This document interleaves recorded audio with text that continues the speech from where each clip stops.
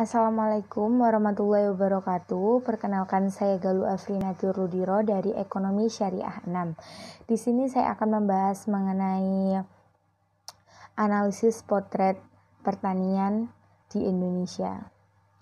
Di Indonesia sendiri, subsektor pertanian dibagi menjadi 5 bagian. Yang pertama ada sektor tanaman bahan pangan, kedua sektor perikanan, ketiga sektor perkebunan, keempat sektor perhutanan, dan yang terakhir adalah sektor peternakan. Kelima sektor tersebut berada di bawah naungan Kementerian Pertanian kecuali sektor kehutanan.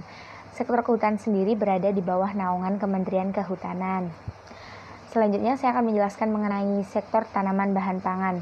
Sektor tanaman bahan pangan, hasil utamanya atau komoditas utama yang dihasilkannya ialah padi, jagung, ketela pohon, kedelai, sayur, bahkan buah-buahan.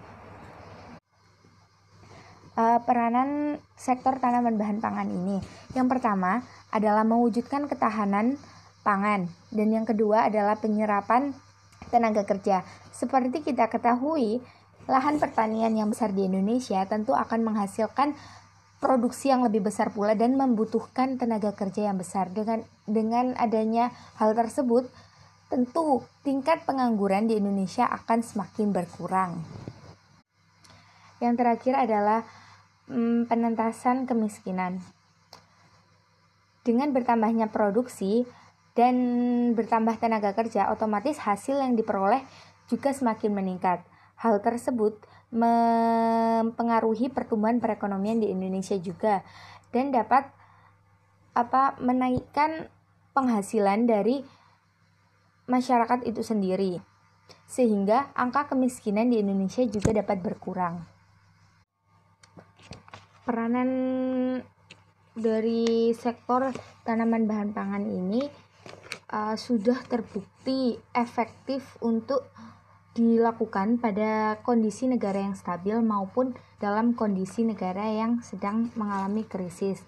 Hal tersebut terbukti pada waktu krisis tahun 1998, sektor tanaman meningkatkan pertumbuhan ekonomi di Indonesia. Kemudian produksi dari sektor tanaman bahan pangan ini dapat ditingkatkan melalui dua cara. Yang pertama yaitu memperluas area pertanian, dan yang kedua yaitu meningkatkan produksi dari komoditas-komoditas tersebut.